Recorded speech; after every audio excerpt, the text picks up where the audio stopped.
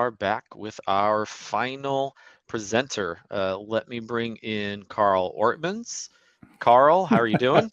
Doing well. I didn't realize it was the last one, so no pressure. And everybody probably wants to get back to their day to day and listen to Armando wrap this up. For sure. What we are definitely here to hear what you've got to say. So hopefully nobody's bailing early. Really interested in this topic. Looks like you're bringing the doctor metaphor in with your hot take. So let's let you get started and hear what you got to talk about. Yeah, great. Thank you very much for having me. This has been a lot of fun. So to try to keep it as condensed as possible, the question was interesting fact, and I think this is the best one that I can come up with. I've competed in one and actually won a strongman competition. Now, it was a very different time. I was a very different body shape at the time, but in terms of interesting fact, that's probably the best one that I can give you. So I have the fortunate ability, and I've been lucky enough to lead some pretty amazing teams. So on the sales side and marketing, etc. But today, I want to introduce this notion of if you want to excel, listen to your doctor.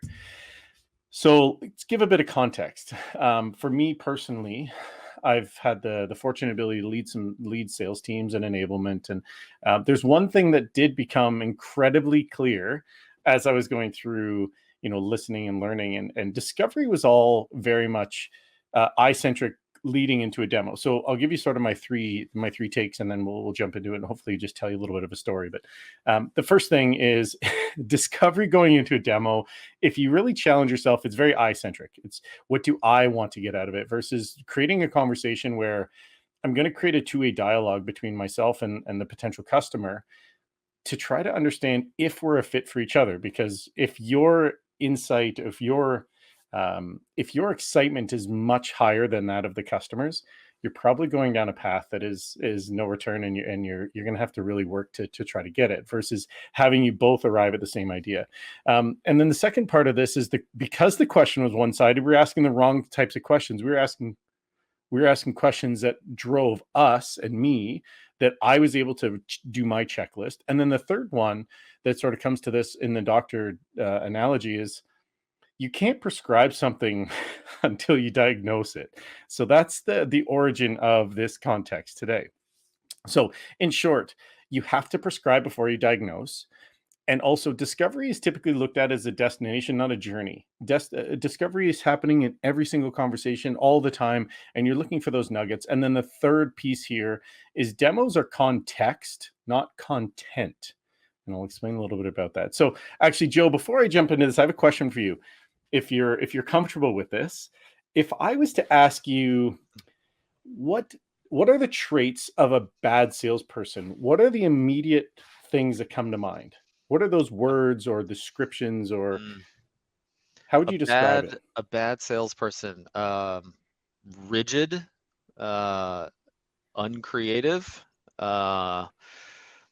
not persistent. I'm coming up with interesting words maybe, but I'm looking for the guy who, or the girl who, really just isn't interested in experimentation and listening, right? And being able to be constructive in feedback and things like that. I don't know. Is that right for you? Is that on the Interesting. same? Yeah, hey, look, there's no right Yeah, or wrong answer. It's just, what do you come to? And what is Jimmy mentioned something in the previous session. People don't like to be sold to, they like to buy stuff. So what you said, how I internalize, you kind of gave this notion of somebody who's pushy and weren't listening, and it was all about them. Yeah, And I'm sort of paraphrasing, but it seemed for like sure. you were trending towards this. So if I'll ask you one more question, and then I'll, not to make this a two-way dialogue. If I was to ask you, what are the traits or the qualities of a good salesperson, what would you say? Well, without just making all of my comments opposite, obviously somebody who is willing to listen and collaborate, right? But definitely somebody Yeah. who is excited about what they're selling, and is somebody who is excited about sharing that value with other people, right? And I think that's really Yeah. what you want out of a sales rep, right? Yeah, and it's if I can pull this up is maybe the best way to say it is somebody who's paying attention, they're listening, they're taking notes, and they're actually adding to the conversation, and it's trying to create a two-way dialogue. So, but thank you very much for Yeah. jumping No in here, worries. because those are the two stereotypes when you start to think of salespeople, right? Like there's this dirty word around sales, but the question is it done incorrectly? When it's done correctly, it's the best profession in the world potentially. However, let's take a second step. So back in the very first Eloqua conference that I went to, Jay Baer stood up and he delivered this piece of information, and it's really stuck with me ever since. The difference between selling and helping is just two letters. And when he said it to me initially, I was like, "What the heck does that mean?" And I physically had to take my pen out and write it down. I was like, "What is he talking about?" But ultimately, what you're trying to do is, if you're just selling to them, you're not listening. But if you're helping them understand the problem, helping them understand the solution, helping them understand there's a better way, it changes your context. And I'll give you a couple of examples. And if you consider the type of sale, the first one is this. If you're going to buy a MacBook, I'm just going to use a MacBook, or any computer, it can be whatever you want. If you're going in to buy it, do you need any help? Are you asking questions, or is somebody actually trying to help provide you insight? Likely not. You probably have your best examples set up, and you're probably ready to go in and just understand what you want, and you're really trying to decide maybe one or two things. So the salesperson there inside the store doesn't typically do a lot of qualification.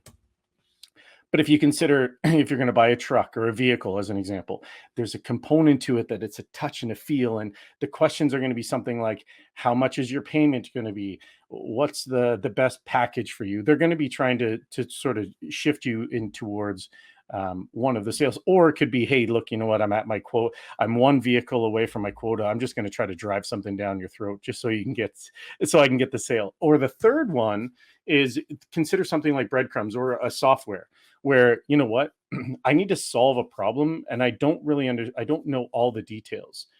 So I'm going to ask you a lot of questions. I'm going to try to give good discovery. I'm going to try to help you come to the conclusion, but I'm also going to provide value. And the reason that I'm saying this is because a SaaS is not something you can typically touch, but you're going to play with and through a screen. So how do you get to making sure that you're asking the right questions? Well, think about your last doctor. Think about the last time you're at the doctor's and you go in. Did the doctor immediately throw a demo down your throat, or they immediately share all the stuff that they can tell you all things about? No, they didn't.